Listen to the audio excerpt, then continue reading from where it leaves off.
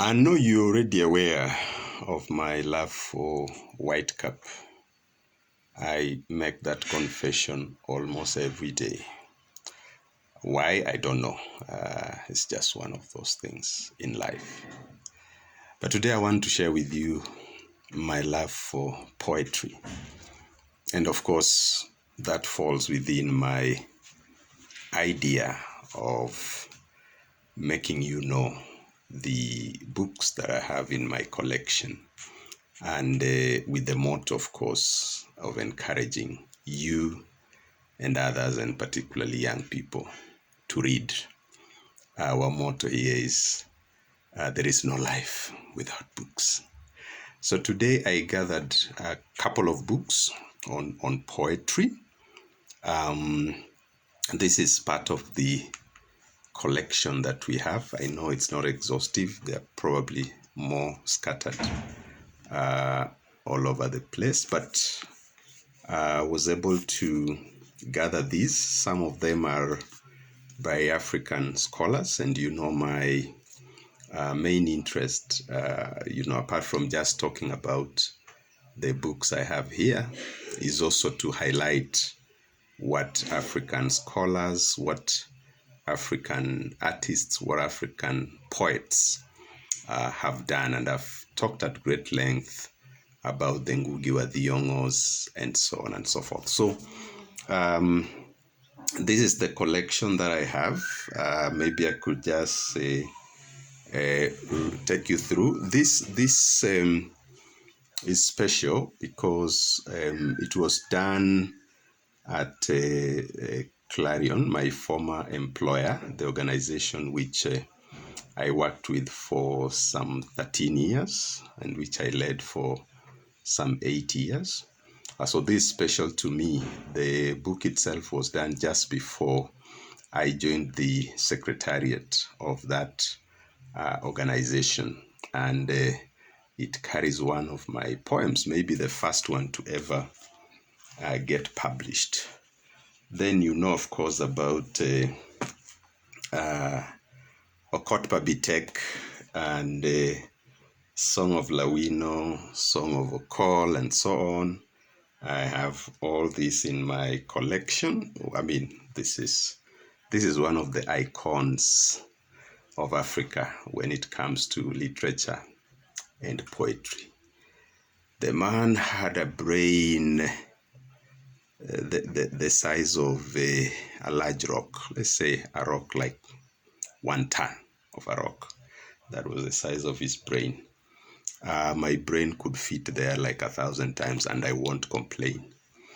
All right. David Rubadiri is another favorite, another giant in African literature, but also more specifically poetry. So Rubadiri obviously wrote lots and lots of poems. This is called Poems from East Africa. And we'll see whether there's one which we are particularly interested in and which we could read. And Rubadiri again, Growing Up with Poetry. This one is a series that he edited, a collection of poems from different writers. It's called Growing Up with Poetry, an anthology for secondary school. So this was specifically done for secondary school students. I also have others which might not sound very familiar from overseas, from abroad. There is Sword. Sword is the name of the writer here. A Child's Anthology of Poetry. There is The War Poets. Some sad readings here. The War Poets, an anthology. And then Poems and Songs of Robert Burns. I guess for those who have not attended the literature classes, those could sound like very foreign names.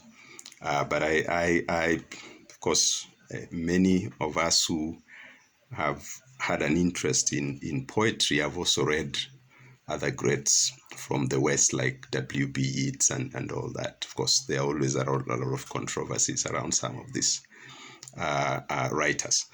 Now, so just to underscore my own love for poetry, I've said that one of these books carries a poem that I wrote many years ago. But before I come to the poems here, I think I should read to you one of my own poems about Africa. I found myself writing a lot about Africa because of my interest in African affairs. And this poem is about conflicts in Africa. And it says, Africa is napping in silent dreams. From afar, a lullaby sipping, children in chorus singing, fathers and mothers yelling, do not awake to wars. I will raise my voice to praise, peace is my choice. Sleep, mother, sleep, I will sing, and will keep singing. Then night will come, inevitably so. Africa will dream on with no shame. Oh yes, inevitably so. And the scream will explode, loud like Hiroshima. With a giant cloud, oh Africa mama, where are your children? And dawn will bring an illusion. Up and down I will sing and praise a beautiful dawn. Africa will wake up to a smiling sun and forget the war that ate up her children. So if you look at my story, which I've been serializing on Facebook about my leadership role in Kenya's civil society, one of the chapters contains a few of my poems, and that is basically one of them. I want to quickly go to Rubadiri, and the reason for that is one of the poems that seems to have developed a life of its own, you would say, in Africa's literature, is a poem called Building the Nation. And so I want to take a minute or so just to read this poem for you. Building the Nation. Today I did my share in building the nation. I drove a permanent secretary to an important urgent function. In fact, to a luncheon at the Vic. The menu reflected its importance. Cold bell beer with small talk, then fried chicken with niceties, wine to fill the hollowness of the laughs, ice cream to cover the stereotype jokes, coffee to keep the PS awake on return journey. I drove the permanent secretary back, yawned many times in the back of the car. Then to keep awake, he suddenly asked, "Did you have any lunch, friend?" I replied, looking straight ahead and secretly smiling at his belated concern that I had not but was slimming. Upon which he said with a seriousness that amused more than annoyed me, "Mwananchi, I too had none. I attended to matters of state, highly delicate diplomatic duties, you know.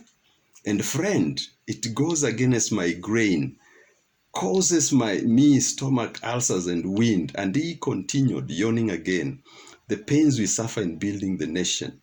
So the PSs had ulcers too. My ulcers, I think, are equally painful. Only they are caused by hunger, no sumptuous lunches." So 2 nation builders arrived home this evening with terrible stomach pains. The result of building the nation different ways. This poem was written by Henry Barlow. It's just one of those poems that never disappears. Ladies and gentlemen, we will say more about poems in subsequent videos. As usual, there is no life without books. Thank you for listening to me.